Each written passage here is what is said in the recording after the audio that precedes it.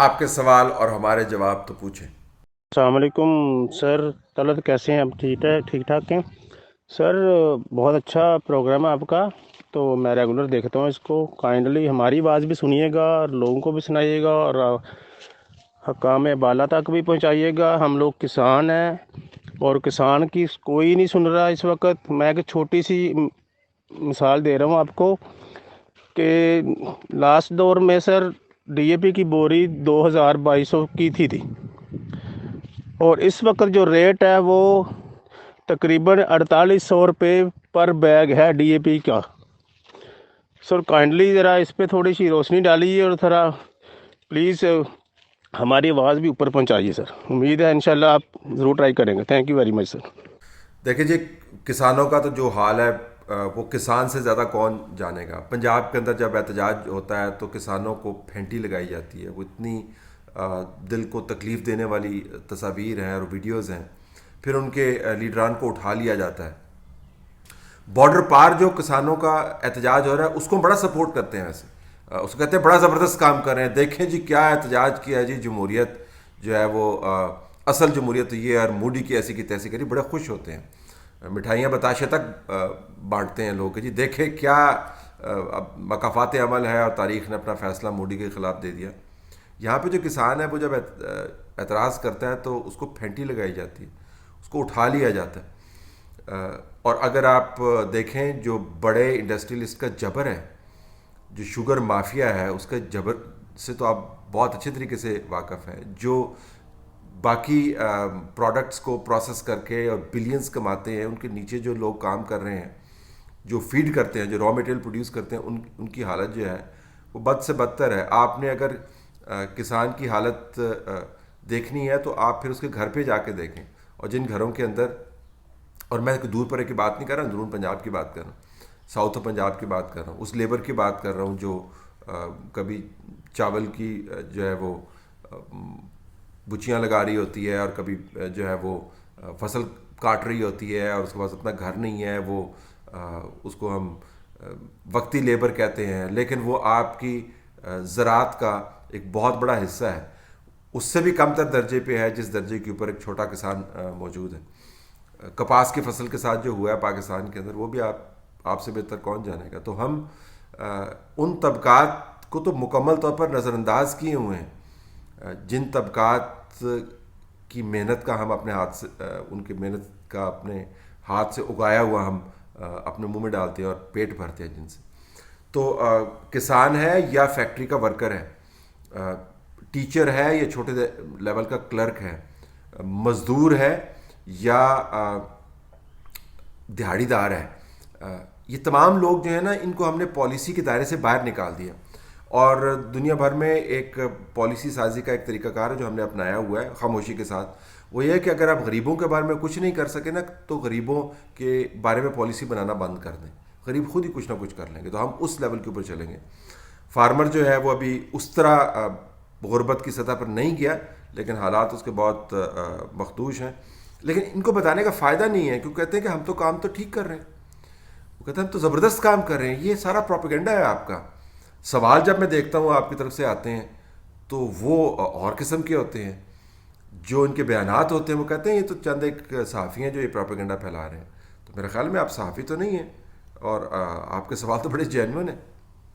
السلام علیکم طلعت صاحب، یہ جو اس ملک میں تماشا لگا ہوا ہے پچھلے 73 سال سے نظام کا، اور جس میں مرضی اسٹیبلشمنٹ کی چل رہی ہیں، تو پھر ہم عوام جو ہیں یہ الیکشنز میں ووٹ نہ ڈالا کریں؟ کیا فائدہ پھر اس کا؟ ووٹ کا پھر کیا فائدہ؟ اور یہ سارا جو تماشا الیکشن کا ہوتا ہے، اور اتنا اس پہ بے تحاشا پیسہ خرچ ہوتا ہے، اس سارے تماشے کا کیا فائدہ؟ اگر مرضی اسٹیبلشمنٹ کی چلنی ہے تو ہمارے لیے کیا حکم ہے؟ دیکھیں، تمام نظام جو ہوتا ہے نا وہ ٹرسٹ کے اوپر بنیاد کرتا ہوا ہے۔ اگر ٹرسٹ نہیں ہو تو آپ کا لین دین بند ہو جاتا ہے، اگر ٹرسٹ نہیں ہو تو آپ استاد جو ہے وہ طالب علم کو پڑھا نہیں سکتا، اگر ٹرسٹ نہیں ہے تو خاندان ٹوٹ پھوٹ جاتے ہیں، ٹرسٹ اگر نہیں ہے تو سیاست آپ نہیں چلا سکتے۔ اس تمام تجرباتی سیاست جو 2018 سے پہلے کا جس کا آغاز ہو گیا تھا، بلو پرنٹ جو ہے وہ پاشا صاحب نے بنائے، اس کو پھر امپلیمنٹ کرنے والے اور لوگ آ گئے. اس تمام تجربے نے جو سب سے برا کام کیا، سینٹ کے انتخابات کو آپ بیچ میں انکلوڈ کر سکتے ہیں، وہ یہ کیا کہ لوگوں کا فیتھ ہی اٹھا دیا. اور مجھے لگتا ہے کہ شاید پچھلے پروگرام کے اندر ذکر ہوا تھا کہ پاکستان کو کیا کسی سازش کے تحت تباہ کیا جا رہا ہے، اس کا تو مجھے پتہ نہیں ہے، لیکن سیاست کے آپ نے جو بقیے ادھیڑے ہیں اور اس کا جو امیج تباہ ہونے دیا ہے، میرے خیال میں وہ ڈیلیبریٹ ہے، تاکہ سیاستدان کبھی ہمیشہ جو ہے اسی لیول کے اوپر رہے. انتخابات ہمیشہ بکاؤ مال کے طور پر تصور کیے جاتے ہوں اور لوگ یہی سمجھیں کہ بس ایسے ہی ہے، یہ گندے لوگ ہیں، کہ گندا کام ہے، سیاستدان برا ہے، جمہوریت جو ہے فراڈ ہے، انتخابات جو ہے وہ بکاؤ مال ہے. یہ اگر سازش ہے تو انتہائی کامیاب ہے. یہ وہ ہو رہا ہے پاکستان. السلام علیکم طلعت بھائی، میں بلال بات کر رہا ہوں کینیڈا سے. میں نے آپ کے ساتھ ایک دو ٹویٹس کی اسکرین شاٹ شیئر کی ہیں. اس میں آپ دیکھ سکتے ہیں کہ اس میں سلیم صافی، اعزاز سید اور آپ کے بارے میں کچھ بات کی گئی ہے، جس میں اسپیسیفکلی جو آپ کے بارے میں کہا گیا ہے کہ آپ کا سورس جو ہے وہ اسٹیبلشمنٹ ہے اور آپ فیض حمید سے کی ملاقات سے فیضیاب ہو کے آئے ہیں. کائنڈلی آپ اس کی وضاحت کریں گے؟ Thank you. جی، یہ مجھے بھجوایا میری ٹیم نے، 3-4 جگہوں سے باتیں ہوئیں، پھر اس کے اوپر ٹویٹس ہوئے. ایک تو پہلے میں اس کا فیکچوئل جواب دے دوں، میری کوئی ملاقات نہیں ہوئی، میری کوئی ملاقات نہیں ہوئی، اور یہ تمام باتیں یہ جھوٹی ہیں. دوبارہ دوہراتا ہوں، میری کوئی ملاقات نہیں ہوئی. اچھا، ابھی یہ وضاحت نہیں دے رہا، میں جواب دے رہا ہوں. اب میں آپ جو سیاق و سباق ہے میں اس کا آپ کو بتا دیتا ہوں. General Faiz Hameed D G I S P R ہوں، آئی ایس آئی کے چیف ہوں، army chief general Qamar Bajwa ہوں، chairman joint chiefs of staff ہوں، ایم آئی کے ہیڈ ہوں، آئی بی کے ہیڈ ہوں، نون لیگ کی قیادت ہو، تحریک انصاف کی قیادت ہو، بیوروکریسی کے نمائندگان ہوں، عوامی نیشنل پارٹی کے لوگ ہوں. میرا کام ہے، اگر ان سے میں ملاقات نہیں کروں گا تو پھر میں کن سے ملاقات کروں؟ اگر میرا کام میری ملاقات کا باعث بنتا ہے تو میں ضرور ملاقات کروں گا. اگر D G I S I کے ساتھ میں ملاقات کروں گا تو ضرور ملاقات کروں گا. افغانستان کے اوپر 1.5 پہلے ایک بریفنگ کا بندوبست کیا گیا تھا، میں تھا وہاں پہ موجود. میرا کام ہے بریفنگ سے معلومات حاصل کرنا. بریفنگ لے کے کیا ہم اس کو پروپیگنڈا کے طور پہ سامنے رکھتے ہیں؟ بالکل نہیں. 4 سورسز سے ہم کنفرم کرتے ہیں، پھر معلومات سامنے لے کے جاتے ہیں. تو یہ میں عمومی آپ کو دائرہ کار بتا رہا ہوں جس کے اندر صحافی کو رہ کے کام کرنا پڑتا ہے. الہام تو نہیں ہوتا نا جی، معلومات حاصل کرنے کے لیے آپ کو پھر رابطے رکھنے پڑتے ہیں. تو یہ تو اس کا میں نے آپ کو جنرل جواب دے دیا، لیکن اسپیسیفک جواب یہ کہ جھوٹی خبریں، کوئی ملاقات نہیں ہوئی.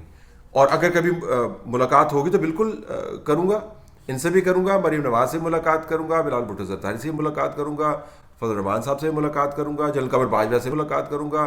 تو یہ انفارمیشن کا فلو ہے جو ہم حاصل کرتے ہیں. آپ کو میری ایڈیٹوریل لائن سے کنسرن ہے یا آپ کو اس سے کنسرن ہے کہ کن لوگوں سے میں ملتا ہوں؟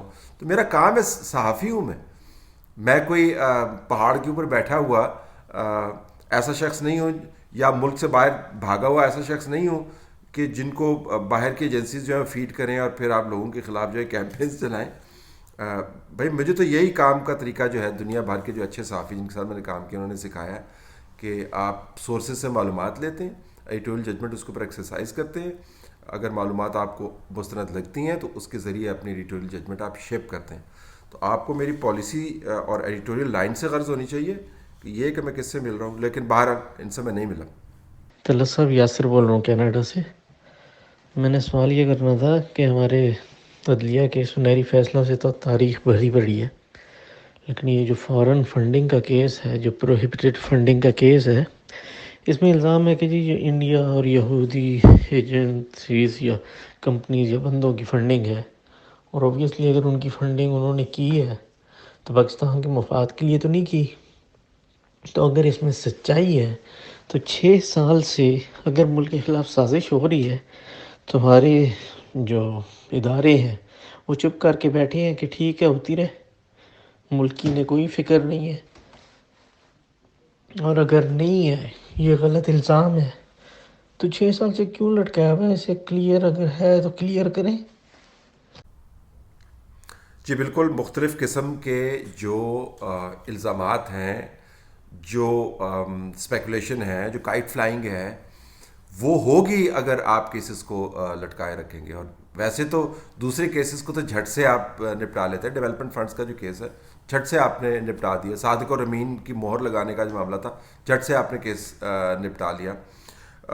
اس طرح کے تمام کیسز نپٹا دیے. لیکن جو بڑا کیس ہے وہ بھی خیر نپٹ جائے گا، لیکن زیادہ امید نہ رکھیں کہ یہ کیس جو ہے کس طریقے سے نپٹایا جائے گا. ایسے ہی نپٹایا جائے گا جس طریقے سے فی الحال نپٹتا ہوا نظر آ رہا ہے.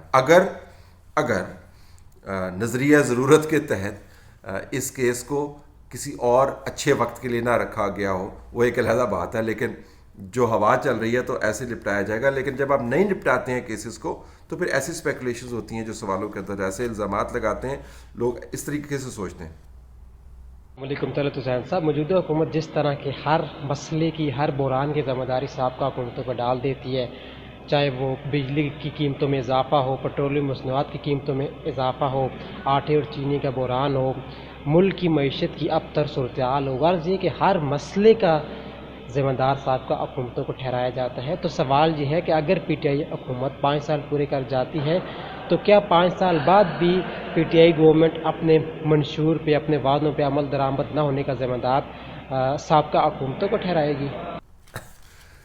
دنیا کا آسان ترین کام ہے جی الزام لگانا. آپ لگا لیں الزام. پچھلی حکومتوں کے اوپر آپ الزام لگاتے رہیں، لیکن آپ نئے قرضوں کا جواب نہیں دے سکتے جو آپ نے اکٹھے کیے ہوئے ہیں. پچھلی حکومتوں کے اوپر آپ الزام لگا لیں، لیکن آئی ایم ایف کے معاہدے کے تحت اور اس کو ریوائیو کرنے کے لیے جو آپ اس وقت کشت کاٹ رہے ہیں، لوگوں کی زندگیوں میں آپ نے ایک سونامی برپا کر دی ہے. ان کے گھر جو ہیں وہ تتر بتر ہو گئے ہیں. یہ بجلی کی قیمتیں، گیس کی قیمتیں، سبسڈیز کا ہٹانا، یہ کس مد میں آپ کر رہے ہیں اور کس وجہ سے کر رہے ہیں؟ یہ سابقہ حکومتوں کی وجہ سے نہیں کر رہے.